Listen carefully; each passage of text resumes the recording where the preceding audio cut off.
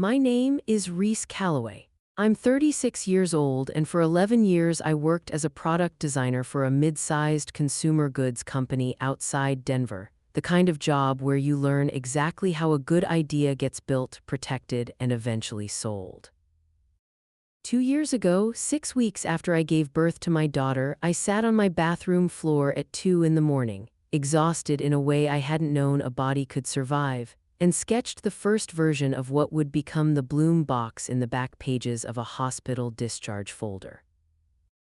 18 months later, I stood in the back of a rented event space in downtown Denver, holding a glass of champagne I never drank a sip of, and watched my best friend of 22 years step up to a podium under a banner with my idea's name misspelled by exactly one letter, announcing to a room full of investors and reporters that she had built it entirely on her own.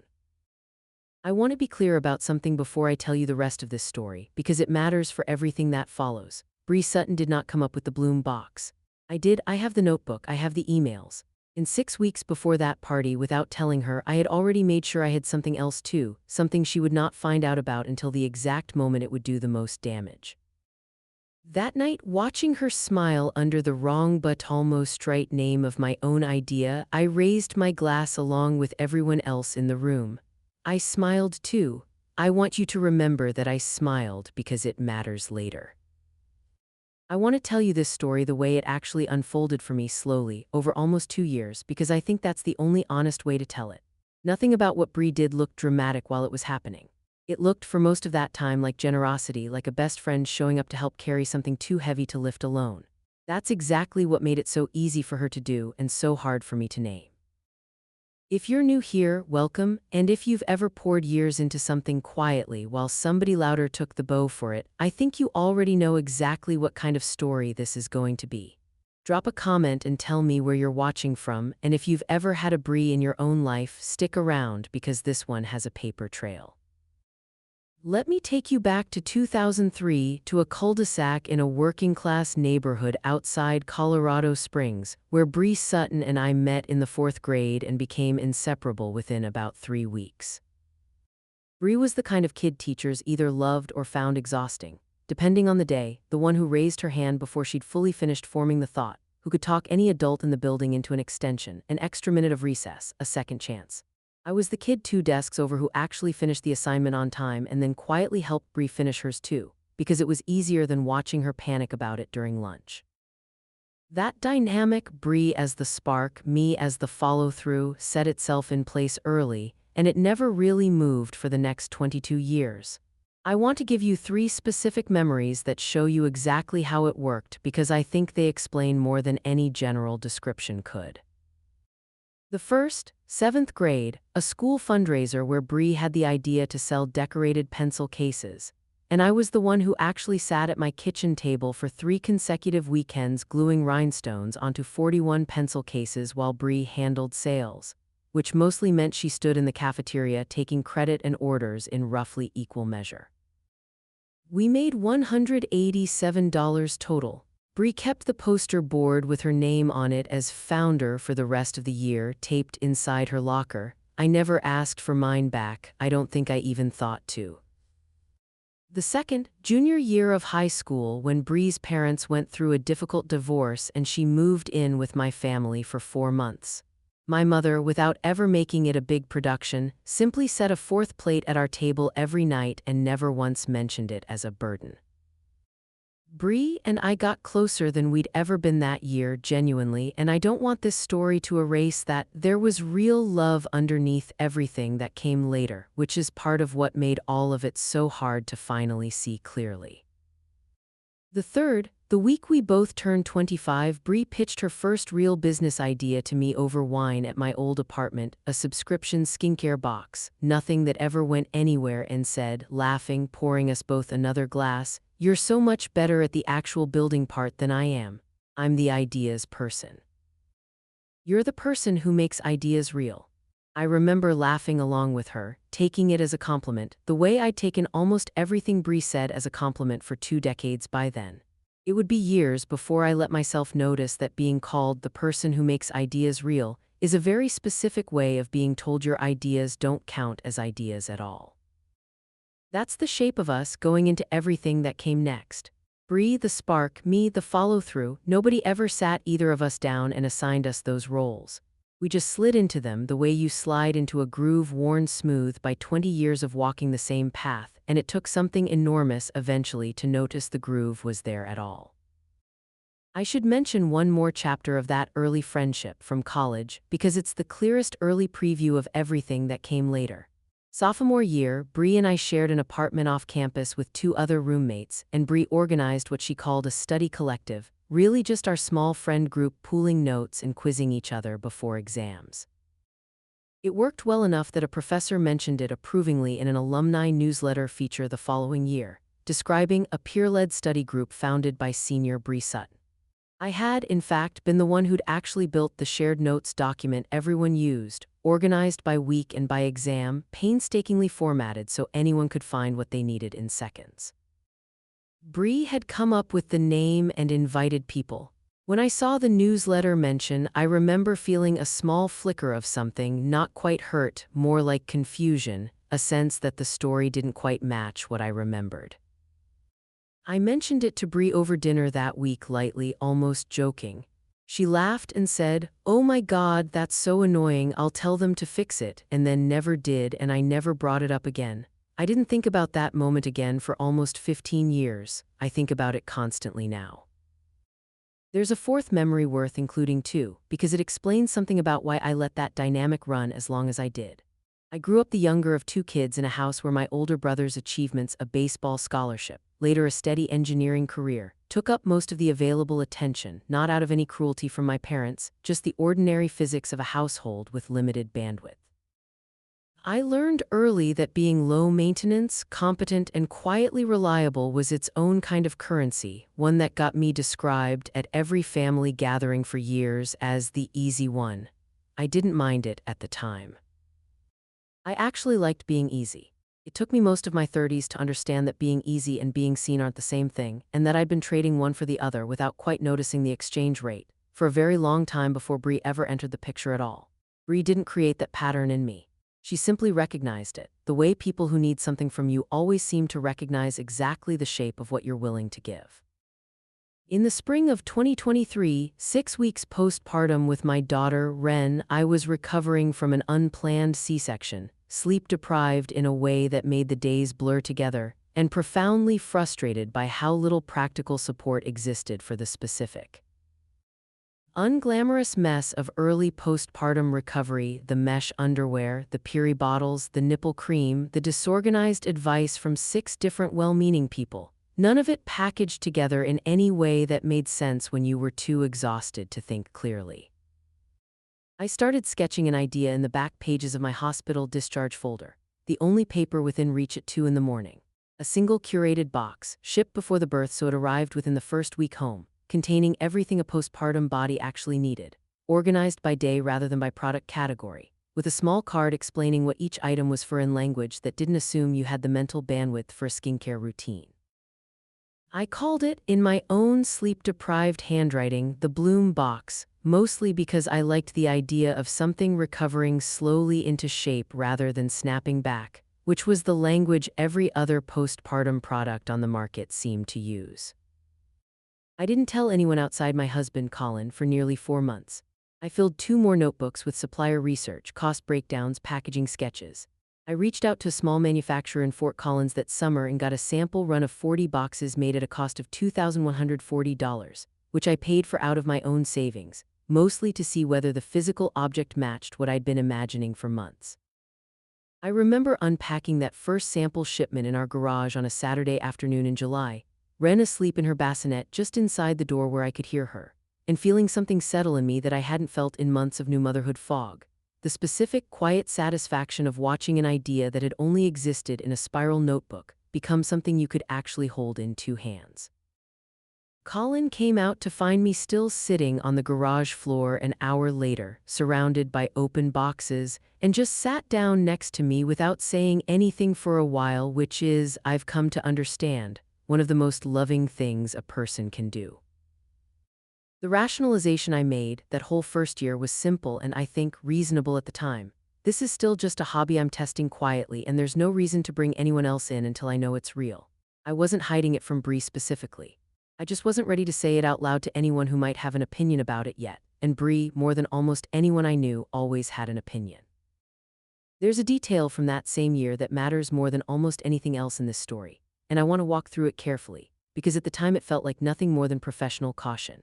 In September of 2023, 4 months after the first sample run, I filed a federal trademark application for the name Bloom Box through the U.S. Patent and Trademark Office in my own name as a sole proprietor, paying the $350 filing fee myself.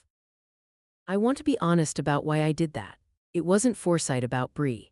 I'd spent 11 years in product design at a company that had, twice during my time there, lost the naming rights to products other teams had built because nobody filed the paperwork early enough, and I'd simply absorbed the lesson that a good name is worth protecting before it's worth anything else. I filed it the same unglamorous, procedural way I did most things, quietly on a Tuesday evening without telling a single person, including Colin, until after it was already submitted. The trademark was granted after the standard review period in April of 2024. I want you to hold onto that date, April 2024, because it's nearly 11 months before Bree ever said the words Bloom Box out loud to me for the first time. I remember the actual afternoon the approval notice arrived in my email, a Tuesday, Ren napping upstairs and the dishwasher running in the background, the most unglamorous possible setting for something that would end up mattering as much as it did. I read the confirmation twice, sitting at my kitchen table, and then closed the laptop and went back to folding laundry because it genuinely didn't feel at the time like the most important thing that had happened that year. It felt like paperwork. It would be a long time before I understood it as the single most important decision I made in this entire story. I don't want you to think that year was only quiet planning and legal paperwork. My husband Colin, an accountant by training, spent most of that fall building me a simple spreadsheet to track supplier costs against projected retail pricing, staying up later than he needed to some nights just so I'd have real numbers to look at instead of guesses. He never once suggested I bring anyone else in before I was ready. When I finally showed him the trademark confirmation that April, he hugged me for a long moment in our kitchen and said, "This is yours. Whatever happens with it, this is yours." I didn't know yet how much I'd need to remember him saying that. There was also my former manager from the product design job, a woman named Odessa Grant, who'd left the company the year before to start her own small consultancy. We stayed close after she left, and she was the first person outside my immediate family I told about the Bloom Box over coffee that December. She looked at my sample box for a long time, turning it over in her hands, and said simply, "This is good, Reese, really good. Don't let anyone talk you into rushing it." I held on to that too, though I wouldn't fully understand how much I'd need to until almost a year later. There's one more small moment from that stretch worth including because it's the first thread connecting my quiet project to Bree at all, months before she'd ever hear its actual name. That January, at a mutual friend's baby shower, Bree mentioned to the room in passing that she'd been toying with some ideas around a postpartum brand of her own, something vague about self-care kits, nothing specific. I remember sitting there, my own sample boxes already sitting in my garage at home, and saying nothing. Not out of any calculation. I genuinely didn't think of it as connected to what I was building yet. Postpartum self-care was, at the time, a fairly broad and crowded space online, and Bree talking vaguely about ideas was, frankly, something she did fairly often without much of it ever going anywhere. I filed the comment away without much thought. I would think about that baby shower very differently 18 months later, reading a document that was never meant for my eyes. By February of 2024, I'd started a small, unbranded Instagram account to test interest, posting photos of the sample box without using the Bloom Box name publicly yet, gathering a modest but genuinely engaged following of just under 1,200 new and expecting mothers. I still hadn't told Bree anything specific. She knew, in the vague way close friends know things about each other's lives, that I was working on something, but I hadn't shown her the actual concept. That changed in March at Bree's 35th birthday dinner when she asked me directly over the second bottle of wine what exactly I'd been so quietly busy with for the past year. I remember the specific moment I decided to actually tell her. I remember thinking, this is my oldest friend, she deserves to know, and some smaller, quieter part of me wanting, after nearly a year of working entirely alone, to finally share it with someone who'd get excited with me the way only Bree ever really could. I showed her photos on my phone. I explained the whole concept, the day-by-day organization, the supplier relationship I'd built, the trademark, all of it. Bree went quiet for a moment, genuinely quiet, which was rare for her, and then said, eyes wide, Reese, this is actually incredible. This could be huge. I remember how good that felt. I remember honestly how much I'd wanted exactly that reaction from exactly her. What I didn't clock at the time, and what I've turned over many times since, was how quickly her excitement shifted from your idea to our idea over the course of that single dinner. By the time the check came, she was already saying things like, we should really think about how to scale this. And I remember feeling flattered rather than cautious, the way you do when someone you love gets swept up in something that matters to you.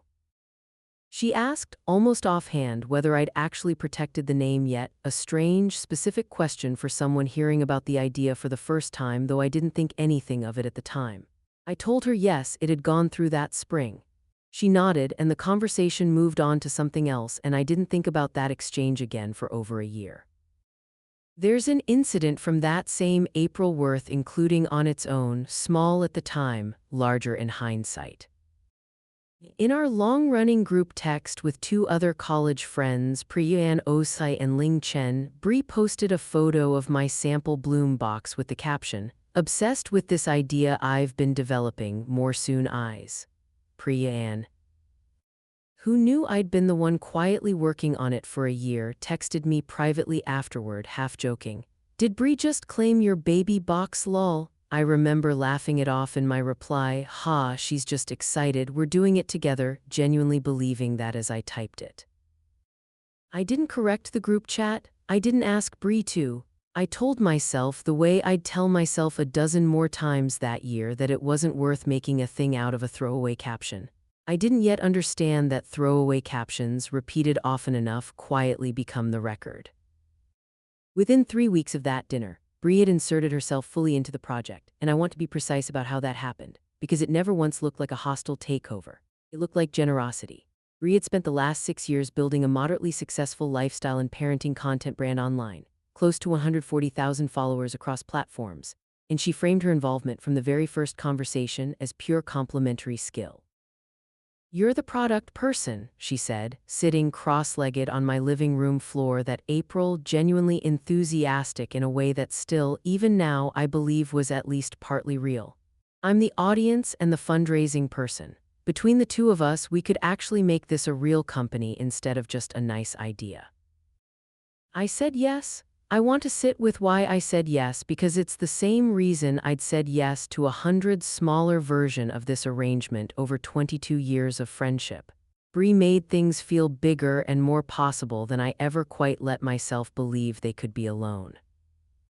My rationalization was straightforward. I didn't have her audience, I didn't have her fundraising instincts, and a 50-50 partnership with someone I trusted completely felt, at the time, like the obviously smart move rather than the risky one. We didn't put anything in writing that spring. I want to be honest about that too, because it matters later. We were best friends of 22 years, and it felt almost insulting at the time to suggest we needed a formal agreement to work together. Bree actually said as much herself one evening that May when I mentioned, almost apologetically, that maybe we should get something drafted. Reese, come on, she said, laughing it off, refilling both our glasses. We're basically sisters, I'm not going to screw you over a piece of paper. I remember laughing too and letting the idea drop.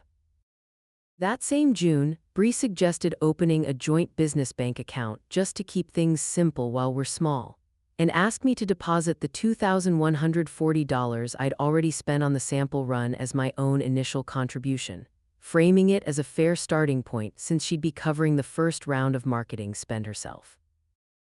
I agreed without much thought, transferring the receipts and remaining sample inventory value into what I understood at the time to be a shared account. It would be almost a year before I learned. Reading the actual bank documentation Nadia eventually helped me request that the account had in fact been opened as a sole proprietorship in Bree's name alone, with me listed only as an authorized user rather than a co-owner, a distinction that meant nothing to me in June of 2024, sitting at my kitchen table trusting my oldest friend completely, and meant almost everything 14 months later. I brought it up one more time that June, more directly after a friend from my old job mentioned, in passing, that she'd gotten burned in a similar informal arrangement with a business partner years earlier. I told Bree about it gently, as a kind of hint. Bree's response was warmer this time, but no more concrete. I promise you, once we're actually raising real money, we'll get lawyers involved and do it properly. Right now it would just slow us down, and honestly it would sting a little coming from you. That last part, "it would sting a little coming from you," did exactly what it was designed to do, whether or not Bree fully realized she was designing it. I dropped it again. That's the machinery of it, and I want to name it clearly right here because I think it's the single most important sentence in this whole story. Dress up taking credit as we're a team, delay any formal agreement by calling it an insult to the friendship, and by the time you finally notice your name isn't on anything that matters, it's already become someone else's story to tell. By January of 2025, Bree had built a full investor pitch deck for what she was now calling, in every external conversation, our company. I helped build the actual product specifications and supplier relationships behind it. I want to be precise, because this is where the imbalance really started to show its shape. Every slide about market opportunity, brand voice, and growth projection had Bree's name attached as founder and CEO. My name appeared on exactly one slide in a smaller font under a line that read Product Development, Reese Calloway. When I brought it up gently over coffee that February, Bree's response was quick and, on its surface, entirely reasonable. "Investors fund people, Reese, not products," she said. "They need one clear face, that's just how fundraising works. Once we close the round, we'll formalize everything properly, I promise, titles, equity split, all of it. Right now we just need to get the money in the door." I believed her. I want to be honest that I believed her completely, because nothing in 22 years of friendship had given me a reason not to yet. I want to name something about that conversation that only became clear to me much later. I'd actually brought a printed copy of the deck with me that day, with a sticky note flagging the slide with my name in smaller font, and I remember, halfway through explaining my concern, feeling embarrassed for having flagged it at all, like I was making something small into something large, the exact feeling Bree had a gift for producing in me without ever having to say a single unkind word. I folded the sticky note back down before we left the coffee shop and never brought the deck out again. I also remember, sitting in that coffee shop, catching a glimpse of Bree's laptop screen while she pulled the deck back up to show me a different slide. A separate open tab, a message thread with someone named Farah, which I now know was the branding consultant, though I didn't recognize the name at the time. I didn't read it. I want to be honest that some part of me actively chose not to look closer, because some part of me, even then, sensed that whatever was in that tab wasn't going to be something I was ready to see yet. She raised $175,000 in a seed round that March, from a small group of investors mostly connected through her existing audience relationships. I remember the night she called to tell me, genuinely thrilled, and I remember being genuinely thrilled with her, popping open a bottle of Prosecco with Colin in our kitchen to celebrate. I hadn't yet asked, and she hadn't yet offered, what my actual ownership stake in any of this was going to look like once the paperwork finally got formalized. There was a specific conversation from that same week I've come back to often since. I asked Bree, casually over text, whether we should start drafting the founders' agreement now that real money was involved. She wrote back almost immediately, 100% yes, let's do it right after this next sprint, I just don't want to lose momentum right now, we're so close.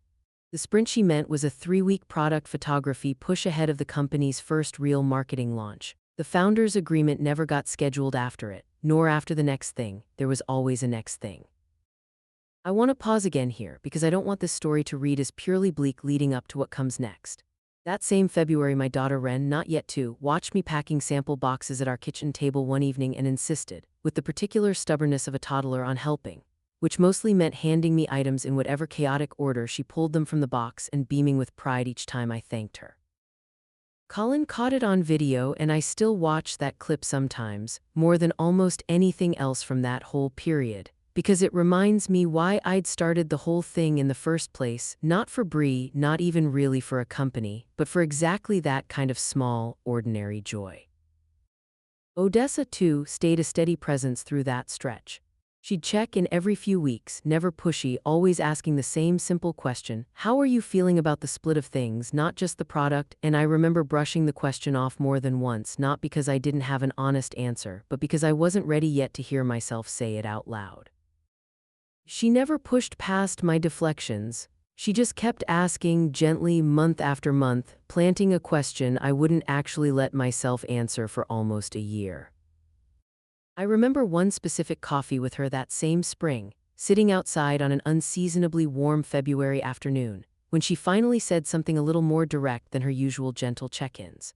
"Reese, I've watched you build 3 different product lines at our old company and never once ask for your name on the patent filing, even when you were the sole inventor of record internally. I don't think this is really about Brie. I think Brie just found the door you'd already left open." I didn't have an answer for her that day. I just sat with it, the way I'd end up sitting with a lot of things that year, longer than felt comfortable before I was ready to do anything about it. If any of this feels familiar to you, if you've ever watched your own idea get relabeled as somebody else's vision while you quietly did the actual building, I want to hear about it in the comments below. I read every single one. And if you haven't hit subscribe yet, this is the moment to do it, because everything is about to change very quickly. There's an incident from that same March I want to include, small in isolation, telling in hindsight. Brie invited me to attend a regional wellness industry conference in Denver with her, framing it as a chance for us to represent the brand together. When we picked up our badges at registration, mine read simply Reese Calloway Guest. Brie's read Brie Sutton, founder and CEO, Blume Box. I stood at that registration table for a long moment, badge in hand, before deciding the way I decided so many times by then, that raising it in a crowded lobby wasn't worth the scene it might cause. I wore the guest badge for 2 full days, answering product questions from other attendees who assumed, reasonably enough given what their name tags told them, that I simply worked for Brie. That evening, back at the hotel, I mentioned it to Brie carefully over room service. "The registration system probably just pulled old info," she said, not quite meeting my eyes. "I'll get it fixed for next time." There was no next time that year. I never brought it up again either. I spent the rest of that conference introducing myself, when asked, as being on the product side, a phrase I chose deliberately because it was true without requiring me to explain the badge. And I remember walking the exhibit hall that second day, watching other founders at other booths with their own co-founders standing visibly beside them, both names printed clearly on matching badges, and feeling something I couldn't quite name yet settle low in my chest. It wasn't envy exactly, it was closer to recognition, a glimpse of what a version of this could have looked like if I'd ever once asked for it plainly instead of waiting to be offered it. There's an incident from that same March worth including, one of the only times I remember actually pushing back and getting something close to a real answer, even if it turned out to be an incomplete one. A national retail chain reached out that month, through the company's general contact email, asking about wholesale licensing terms for a small pilot run in 12 stores. I was the one who fielded the call since I still handled most of the supplier and production side, and the retail buyer asked, plainly, who held the rights to the Bloom Box name for licensing purposes. I told her the truth, that the trademark was registered in my name individually. There was a pause on the line and she said, a little surprised, "Oh, I just assumed it was under the company. That actually simplifies some of our paperwork on our end if you're comfortable being the named licensor directly." I said I'd have to check with my business partner and get back to her. When I relayed the conversation to Brie that evening, her reaction was faster and sharper than I expected. "We can't have outside vendors thinking the trademark isn't fully under the company, Reese. That's going to spook investors during a raise." She asked me to let her handle the follow-up call herself. I agreed, the way I agreed to most things by then. and when the deal eventually closed 2 months later, the licensing agreement listed Blume Box LLC as sole licensor, with no mention of my name or the underlying trademark registration anywhere in the paperwork I was eventually shown. I didn't examine that document closely enough at the time to catch it. I would go back and reread it very carefully months later, sitting across from Nadia at her office table. In April of 2025, Bree scheduled what she called a brand refresh meeting with a design consultant she'd hired without mentioning it to me first, at a cost of $6,800 paid out of the company's seed funding. The consultant's first recommendation, presented to both of us over a video call, was to slightly modify the name from Bloom Box to Blume Box, adding an accent mark, for a more premium, elevated feel in the DTC wellness space. I remember sitting there, watching this happen in real time, and asking as evenly as I could manage whether that change might create any complications with the trademark registered under my name. Bree waved it off immediately. "It's basically the same name, Reese, don't overthink it. We'll sort out all the IP stuff properly once the company's actually incorporated. Right now, we just need the brand to look right for the bigger round we're raising this summer." I let it go, the way I'd let a dozen smaller things go by then, telling myself that once we formalize everything was still a promise actively in motion rather than a sentence that had already been repeated in one form or another for over a year. I want to note something about that meeting that I only understood later. The design consultant, a polished woman named Farah who I never once heard mention my name during either of our 2 calls together, had clearly been briefed on the company's origin story well before that meeting. She referred at one point to your original concept, Bree, with the easy confidence of someone repeating something she'd been told rather than something she'd independently observed. Nobody in that meeting had lied to her outright, as far as I know. She simply hadn't been given any reason to think there was another version of the story worth asking about. I want to name something about that meeting that I didn't fully understand until much later. The accent mark wasn't really about aesthetics. A name close enough to sound identical but different enough on paper is precisely the kind of change that, done carelessly or done deliberately, muddies exactly the sort of ownership question that would matter later. I don't know, even now, whether Bree understood that when she agreed to it, or whether the design consultant did, or whether it really was as simple as premium, elevated feel. I've decided it doesn't matter much either way. The effect was the same regardless of the intention behind it.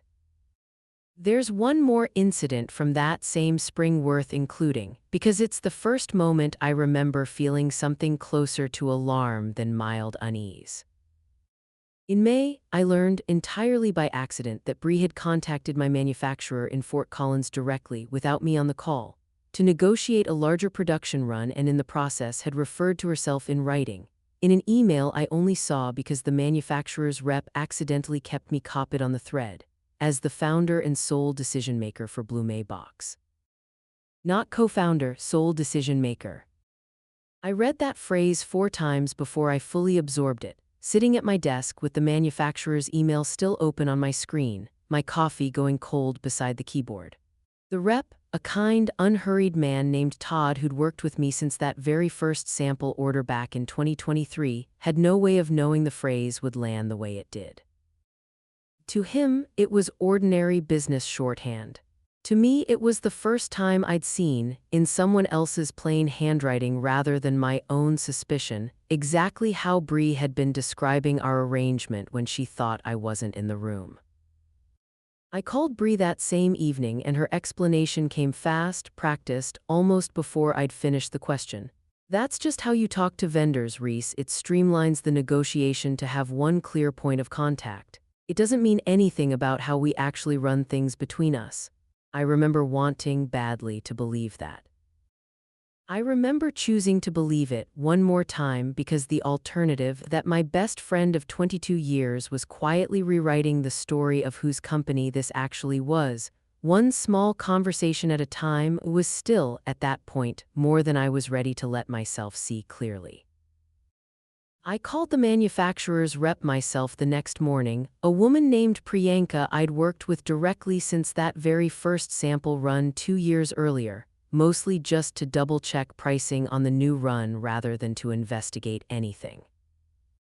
She mentioned, almost in passing, that Bree had also asked about transferring the account fully under her name going forward, to simplify billing. I told Priyanka as calmly as I could manage that the account should stay exactly as it was for now. She agreed without asking why, though I could hear in the slight pause before she answered that she'd noticed something too. That's the pattern I want to name explicitly here because I think it's worth saying plainly. Every single individual moment taken alone had a version of itself that sounded completely reasonable. Investors fund people, not products. Vendors need one point of contact. A brand needs one face. Each explanation by itself wasn't crazy.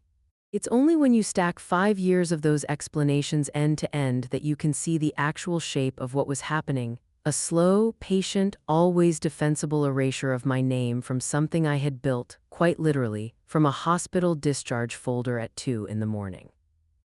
In June of 2025, a regional business magazine ran a short profile on Bree under the headline, How One Denver Mom Built a Postpartum Empire from Scratch.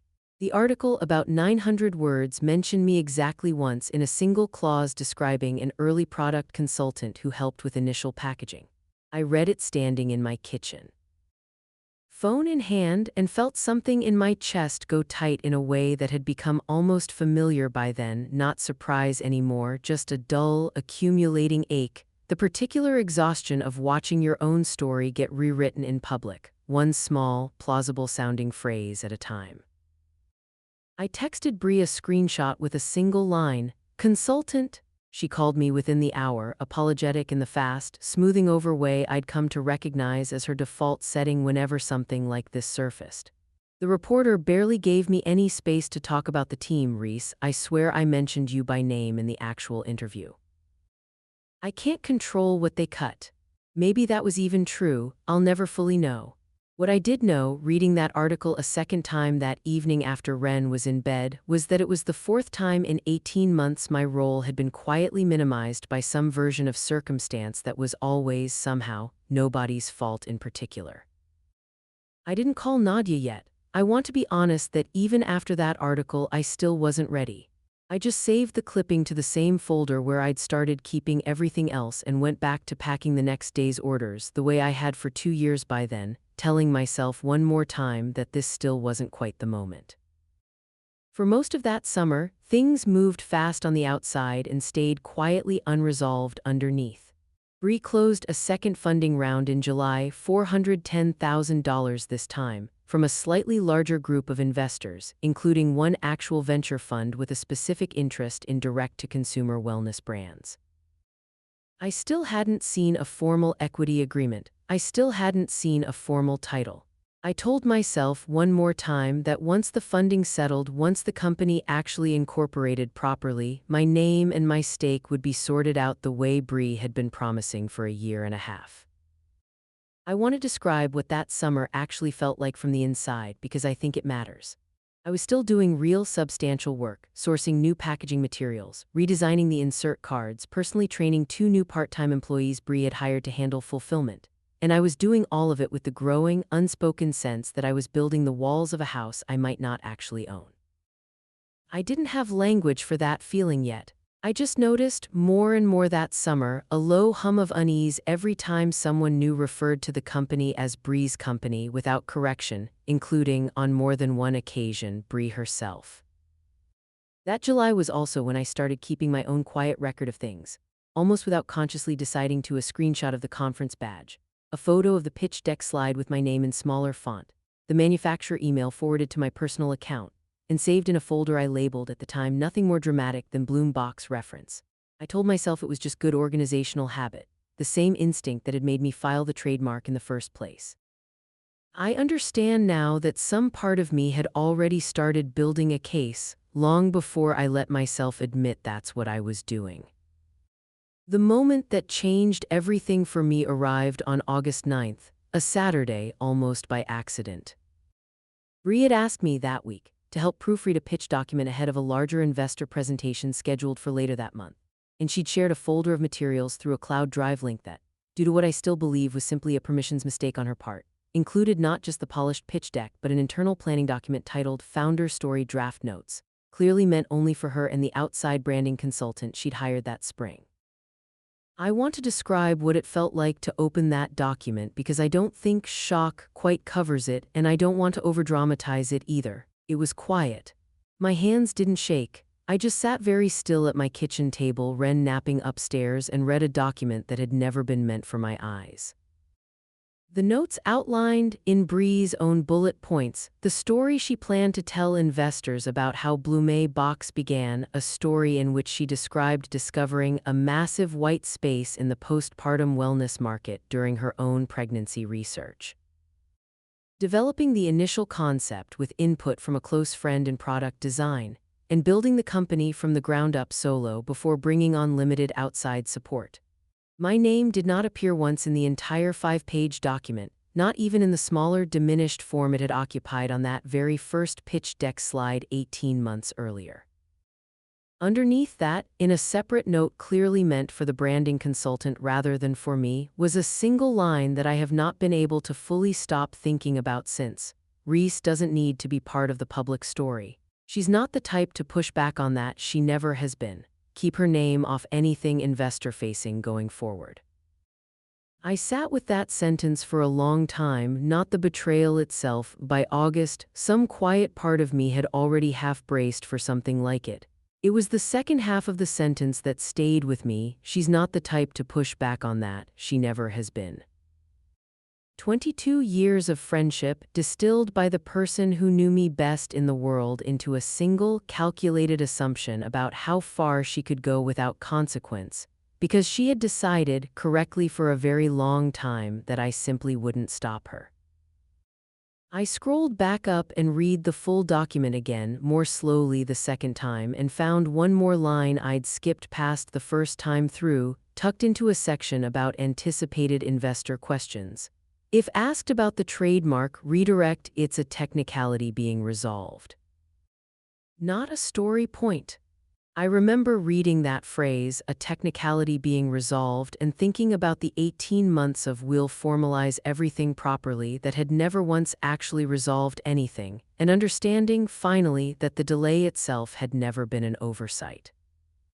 It had been the plan. I scrolled further down the document than I probably needed to and found one more note, smaller, almost a fragment. If Reese ever asks directly, tell her the deck language is just investor formatting, not a reflection of real roles. She'll accept that. Reading my own predictability laid out that plainly in my best friend's own handwriting was somehow worse than the erasure itself. I hadn't just been quietly written out of the story. I had been correctly, precisely predicted, the way you'd predict a chemical reaction, not a person. I didn't call her that day. I didn't cry, which surprised me, sitting there at that kitchen table with Ren's monitor quietly crackling on the counter beside me. I felt something in me go very still and very clear instead, the particular stillness that arrives right before you finally stop giving someone the benefit of the doubt they've been counting on you to keep extending. I closed the laptop. I made myself a cup of tea I didn't really want. And then I opened a separate folder on my own computer, one I hadn't touched in months, and looked for the first time in a long while at the actual trademark registration certificate for Bloom Box, filed in my name alone, granted in April of 2024, 11 months before Bree had ever said those 2 words out loud to me for the first time. I called Odessa the next morning, sitting in my car in the grocery store parking lot with the engine off, Ren asleep in her car seat behind me. I told her everything, the pitch deck, the manufacturer email, and finally the founder's story document, reading her that one line about not being the type to push back almost verbatim, because I needed to say it out loud to someone who wasn't inside my own head. Odessa was quiet for a moment after I finished. Then she said something I've turned over many times since. Reese, you've spent 22 years being the person Bree could count on to absorb things quietly. I think some part of you has known for a while this was coming. The question now isn't whether it's true, it's what you're going to do now that you can't pretend you don't know. That sentence landed harder than almost anything else anyone said to me that whole month because she was right, and I'd known she was right even before she said it.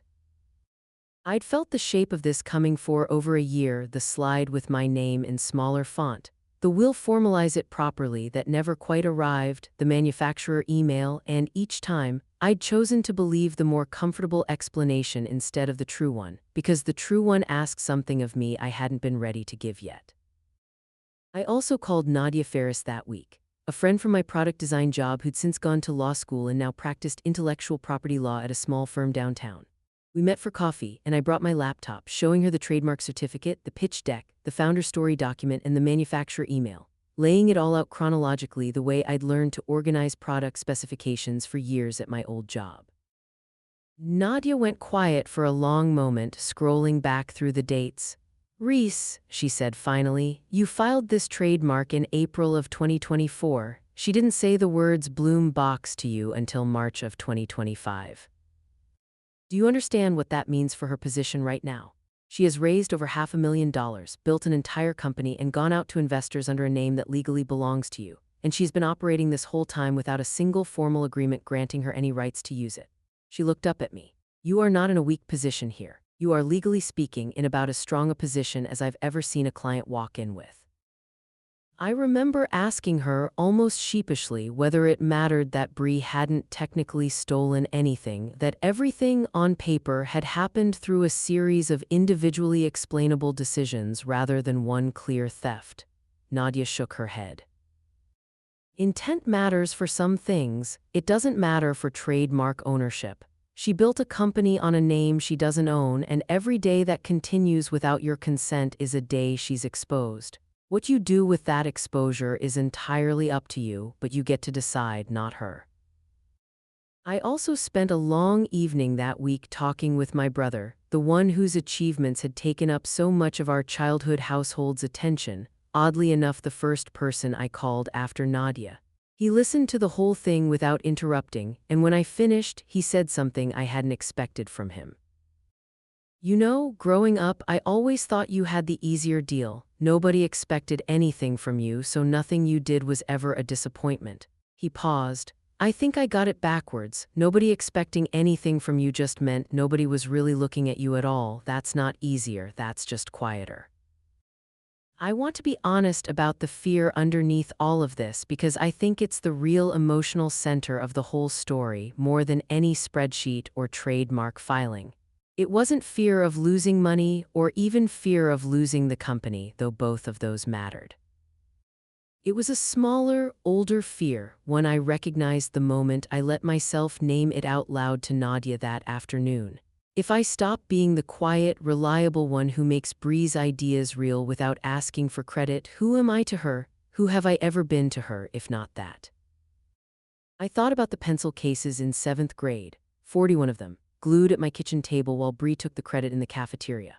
I thought about how easily, even at 12 years old, I'd let that happen without a second thought, and how that same pattern had simply repeated itself at increasing scale for 24 more years, right up until a permissions error on a cloud drive let me finally see it laid out in someone else's own handwriting. I had built an entire sense of my own value inside that friendship around being the person who made things real for someone else without needing my own name attached. Bree hadn't invented that in me. She'd simply found it already fully formed and used it patiently and almost affectionately for over 2 decades. I spent one long afternoon that same week going back through old photos on my phone, an impulse I still can't fully explain, looking for some earlier version of the two of us that might tell me something about when exactly this pattern had first taken hold. I found a photo from that 7th grade fundraiser. Actually, someone had taken a picture of the poster board itself, Bree's name in careful bubble letters under founder. And I stared at it for a long time on my kitchen counter, 24 years later, feeling something between grief and recognition. I hadn't remembered until I saw it again how proud I'd been of Bree in that photo, genuinely, uncomplicatedly proud, with no visible trace yet of what that pride would eventually cost me. There was a night that week, after Ren was asleep, when I sat on our back porch with Colin and admitted, out loud for the first time, how much of my hesitation wasn't really about legal strategy at all.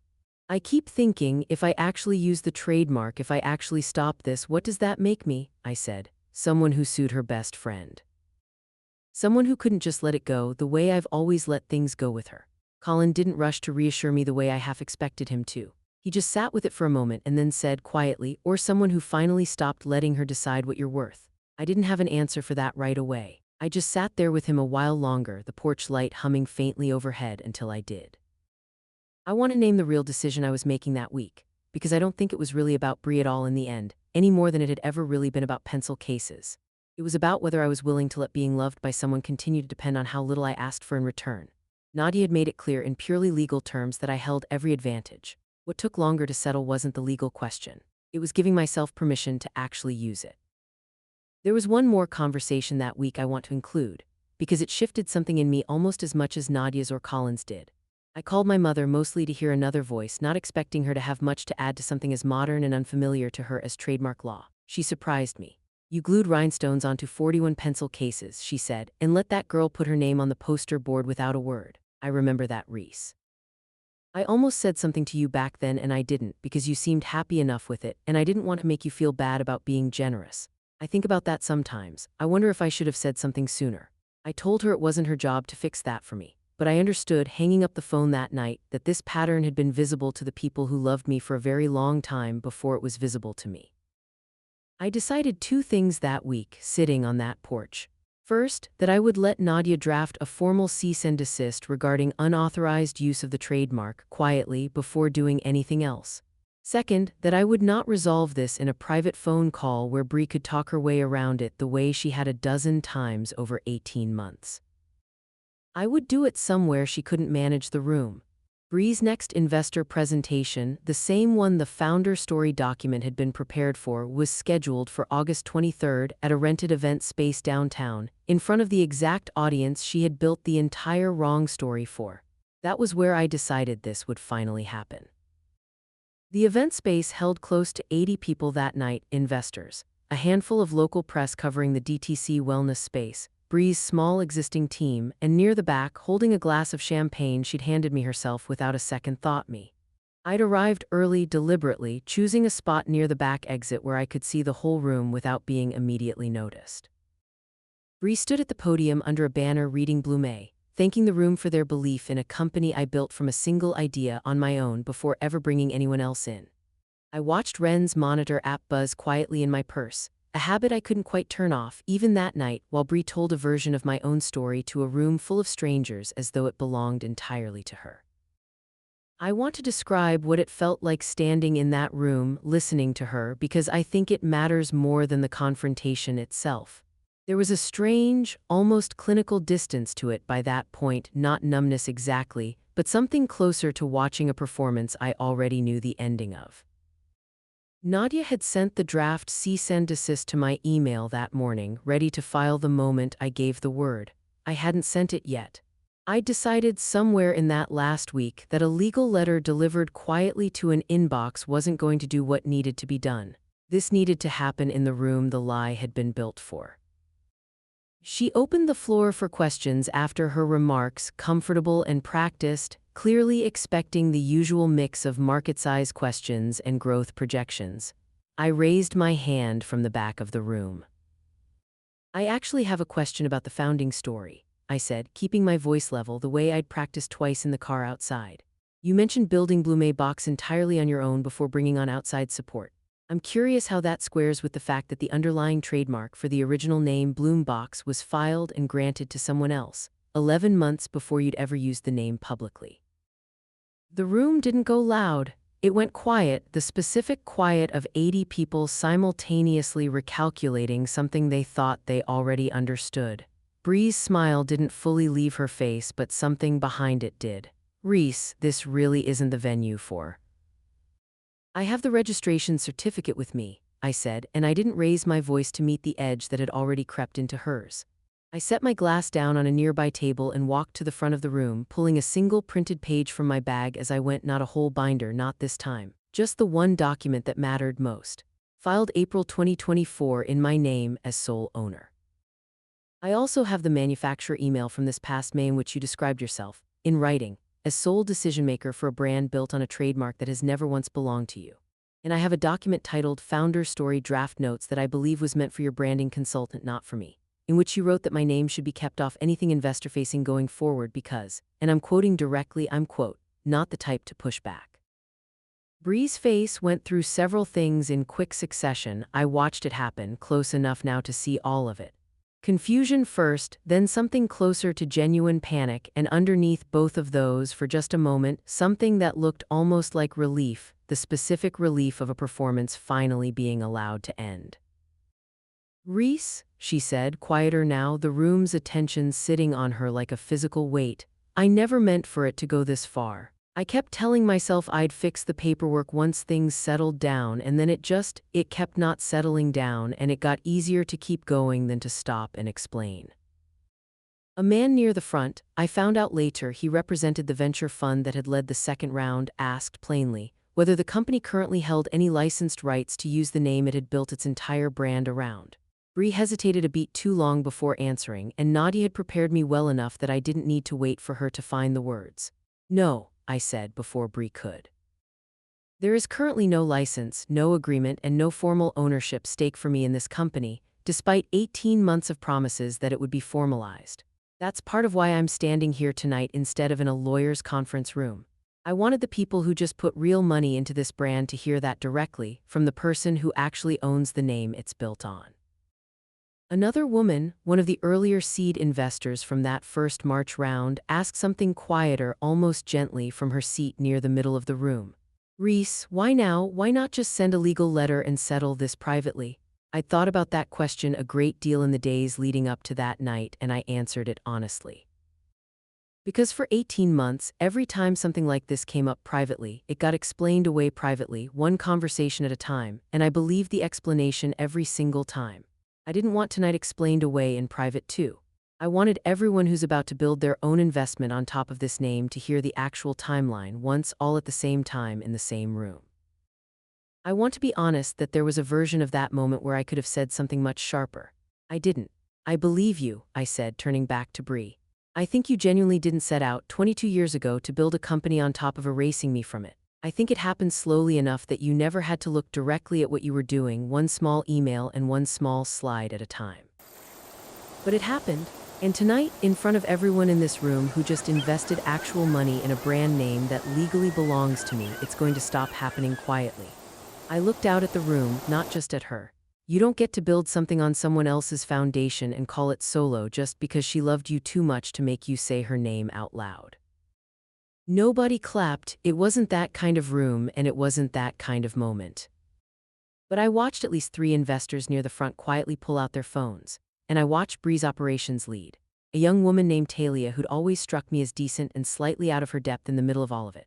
Look at Bree with an expression I recognized immediately, because I'd worn it myself for over a year, the particular look of someone realizing in real time that the story they'd been told about their own workplace wasn't the whole truth. Walt, the venture fund representative, approached me quietly a few minutes later once the room had begun to break into smaller, tense conversations. I'd like my team to talk to you directly this week, he said, separate from Bree, if you're open to that. I told him I was. I hadn't gone into that room planning to negotiate anything myself. But I understood, standing there, that the conversation about what happened next was no longer entirely Bree's to control, for what I believe was the first time in 18 months. Talia, the young operations lead I'd noticed watching Bree with that dawning familiar look of recognition, found me in the parking lot afterward, waiting by my car in the dark. I didn't know, she said quietly, almost apologetically, as though she needed me to believe that before she could say anything else. I told her I believed her. She'd only been with the company since March, well after most of what mattered had already happened. She asked hesitantly whether I'd be willing to grab coffee sometime just to understand how this actually works, the trademark stuff, in case I ever build something of my own someday. I said yes. We've met 3 times since, and I've watched her in those conversations start asking sharper questions about her own ideas at her current job. The kind of questions I never once thought to ask at her age, watching Bree take the poster board credit for 41 glued pencil cases without a second thought. Nothing about what followed resolved cleanly, and I want to be honest about that, because I think stories like this one do people a disservice when they tie everything into too neat a bow. Within 2 weeks, Nadia and I had a formal agreement in place, not a lawsuit in the end, though we were fully prepared to pursue one. Bree's company would be permitted to license the Bloom Box name, spelled correctly this time, under a proper agreement that finally, after 18 months of "we'll formalize it soon," gave me a real equity stake, a documented title as co-founder, and licensing revenue tied to the trademark I'd filed alone, quietly on a Tuesday evening back in September of 2023. Two of the investors from that August presentation withdrew their commitments entirely once the full timeline became clear. The venture fund stayed in, but at a reduced valuation and with a new requirement written directly into the term sheet that both founders sign off on any future public statements about the company's origin. The weeks in between the confrontation and that final agreement were, honestly, some of the strangest of my life. Long negotiating calls with Nadia and Bree's own newly hired attorney, careful, businesslike emails, where Bree and I addressed each other by full name for the first time in over 2 decades of friendship, a formality that felt almost more painful than any argument could have. I remember signing the final documents at Nadia's office on a Tuesday afternoon in September, almost exactly 2 years to the week after I'd first filed the trademark that made all of it possible, and feeling not triumphant the way I might have expected, but simply, quietly tired in a way that had nothing left to prove. Bree never apologized to me in the way I might once have hoped for back when I still thought an apology from her couldn't do anything. What I got instead, about a month later over coffee neither of us finished, was something closer to a confession than an apology. I think somewhere along the way I convinced myself that if I said it enough times the solo story it would just become true, she said, turning her cup slowly on the table without drinking from it. You made it too easy, Reese. You never once made me stop. She looked, saying that, less like the confident woman at the podium and more like the 12-year-old who used to panic about unfinished homework at lunch, and for a moment I felt something close to grief for both versions of her at once. I asked her that same afternoon whether she'd actually believed the solo story herself by the end, or whether she'd known the whole time it wasn't true. She thought about it for a long moment before answering, longer than I expected. I think I believed different amounts of it on different days, she said finally. Some days it just felt true because I'd said it so many times. Other days I knew exactly what I was doing and I did it anyway because it was working. I've thought about that answer more than almost anything else she's ever said to me. I think it's the most honest thing she told me during the entire 2 years this took to unfold, and I think, in its own strange way, it's also the saddest. We are not what we were. I want to say that plainly because I don't think this story should pretend otherwise. We still speak, mostly about the company now, occasionally about our kids, Bree's son and my daughter having become close in the way children of longtime friends sometimes do regardless of what's happening between the adults. But the easy, unguarded closeness we had for over 2 decades hasn't come back, and I don't know that it will. I've made a kind of peace with that. Some friendships, once you finally see the actual shape of them clearly, can't fully return to the shape you loved before you saw it. The part that means the most to me, honestly, out of everything, isn't anything that happened to Bree at all.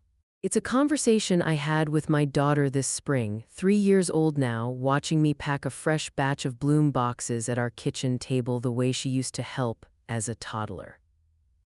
She looked at the box, at the name printed clearly across the top, my name listed underneath it now, co-founder in the same size font as Bree's, and asked with the plain, uncomplicated curiosity of a 3-year-old, "Is that your box, Mama?" I told her yes. She nodded satisfied and went back to sorting sample bottles into a pile only she understood the logic of. It's a small thing. It's the thing I actually built all of this for. I keep coming back to something Nadia said to me in her office that August, before any of this had a name yet beyond a quiet, uncomfortable feeling in my chest. You are not in a weak position. That's not quite the line I'd want you to leave with tonight, though. The one I'd actually want you to carry is the one I said to a room full of strangers under the wrong banner. The one that took me 22 years and one accidental cloud drive permission to finally understand well enough to say out loud. Being loved by someone doesn't require signing away your own name to prove it. You can believe in someone completely, build something real alongside them, want every good thing for them, and still keep the deed to what's actually yours. Loyalty and ownership were never supposed to be the same transaction. It just takes some of us a very long time, and sometimes a trademark filed quietly on an ordinary Tuesday, to finally understand the difference. If this one landed for you, I'd love to hear your version of it down in the comments. The idea somebody else took credit for, the thing you built quietly while somebody louder took the bow. Share this with someone who's still doing the glue gun work on someone else's pencil case. And if you haven't already, go ahead and subscribe because there are a lot more of these stories still to come. Thank you for spending this time with me tonight.